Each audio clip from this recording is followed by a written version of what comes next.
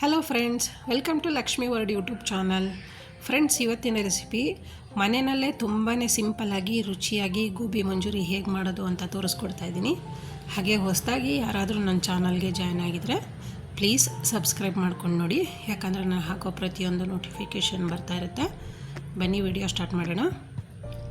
ನಾನಿಲ್ಲಿ ಅರ್ಧ kg ಎಲೆಕೋಸನ್ನ ತೊಗೊಂಡು ಚಿಕ್ಕದಾಗಿ ಕಟ್ ಮಾಡಿಕೊಂಡು ಅದಕ್ಕೆ 1.5 ಬೌಲ್ನಷ್ಟು ಮೈದಾ ಹಿಟ್ಟನ್ನ ಹಾಕ್ಕೊತಾ ಇದ್ದೀನಿ. ಜೊತೆಗೆ 2.5 ಸ್ಪೂನಷ್ಟು ಚಿಲ್ಲಿ ಪೌಡರ್ ಹಾಕ್ಕೊತಾ ಇದ್ದೀನಿ. ಖಾರ ಇಷ್ಟಪಡೋರು ಇನ್ನೂ ಅರ್ಧ ಸ್ಪೂನ್ ಎಕ್ಸ್ಟ್ರಾ ಹಾಕೊಬೋದು. ಅರ್ಧ ಸ್ಪೂನು ಪೆಪ್ಪರ್ ಪೌಡರ್ ಹಾಕ್ಕೊಂಡಿದ್ದೀನಿ.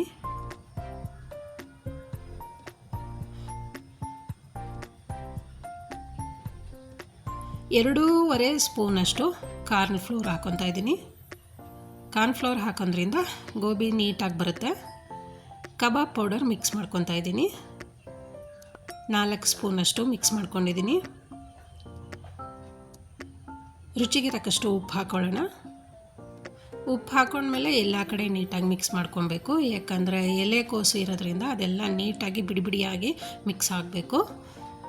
ನೀರನ್ನ ಸ್ವಲ್ಪ ಹಾಕ್ಕೊಂಡು ಮಿಕ್ಸ್ ಮಾಡ್ಕೊಬೇಕಾಗುತ್ತೆ. ತೀರಾ ನೀರು ಮಾಡ್ಕೊಬಾರ್ದು, ಅಂದರೆ ನಾವು ಉಂಡೆ ಕಟ್ಟೋ ಥರ ಇರಬೇಕು.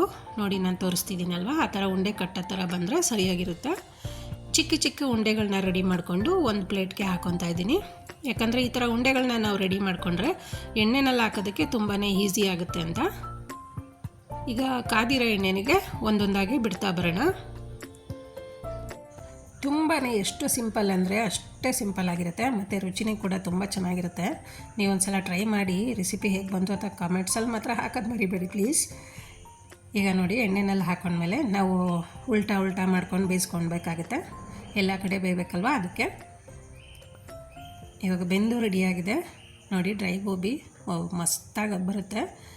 ನಾವೀಗ ಎಣ್ಣೆಯಲ್ಲಿ ಎತ್ಕೊಂಡು ಒಂದು ಸಪ್ರೇಟ್ ಬೌಲ್ಗೆ ಹಾಕ್ಕೊಳ್ಳೋಣ. ನಾವು ಈ ಥರ ಎತ್ಕೊಂಡ್ಮೇಲೆ ಡ್ರೈ ಗೋಬಿನೂ ಬೇಕಾದರೆ ಹಾಗೆ ತಿನ್ಬೋದು, ಅದು ಚೆನ್ನಾಗಿರುತ್ತೆ. ನಾನು ಇವಾಗ ಇದಕ್ಕೊಂದು ಗ್ರೇವಿ ರೆಡಿ ಮಾಡ್ಕೊತಾ ಇದ್ದೀನಿ.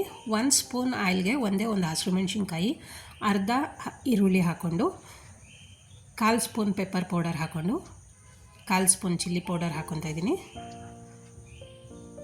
ಜೊತೆಗೆ ಸ್ವಲ್ಪ ಶುಂಠಿ ಬೆಳ್ಳುಳ್ಳಿ ಪೇಸ್ಟು ಮಿಕ್ಸ್ ಮಾಡ್ಕೊಳ್ಳೋಣ. ಇವಾಗ 1/4 ಸ್ಪೂನಷ್ಟು ಗ್ರೀನ್ ಚಿಲ್ಲಿ ಸಾಸ್ ಹಾಕ್ಕೊತಾ ಇದ್ದೀನಿ.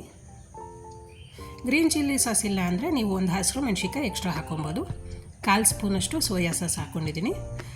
ಜೊತೆಗೆ 4 ಸ್ಪೂನಷ್ಟು ಟೊಮೊಟೊ ಸಾಸ್ಗೆ ಸ್ವಲ್ಪ, ಅಂದರೆ ಅರ್ಧ ಸ್ಪೂನಷ್ಟು ಕಾರ್ನ್ಫ್ಲೋರ್ನ ಮಿಕ್ಸ್ ಮಾಡ್ಕೊತಾ ಇದ್ದೀನಿ, ಯಾಕಂದರೆ ಗ್ರೇವಿ ಚೆನ್ನಾಗಿ ಬರುತ್ತೆ. ರುಚಿಗೆ ತಕ್ಕಷ್ಟು ಉಪ್ಪು ಹಾಕ್ಕೊಳ್ಳೋಣ. ಒಂದು 1/4 ಸ್ಪೂನಷ್ಟು ಸಾಕಾಗುತ್ತೆ ಉಪ್ಪು. ಈ ಥರ ಮಿಕ್ಸ್ ಮಾಡ್ಕೊಂಡಾದಮೇಲೆ ನಾವು ರೆಡಿ ಮಾಡಿ ಇಟ್ಕೊಂಡಿರೋ ಅಂಥ ಡ್ರೈ ಗೋಬಿನ ಹಾಕ್ಕೊಂಡು ಮಿಕ್ಸ್ ಮಾಡ್ಕೊಬೇಕಾಗುತ್ತೆ.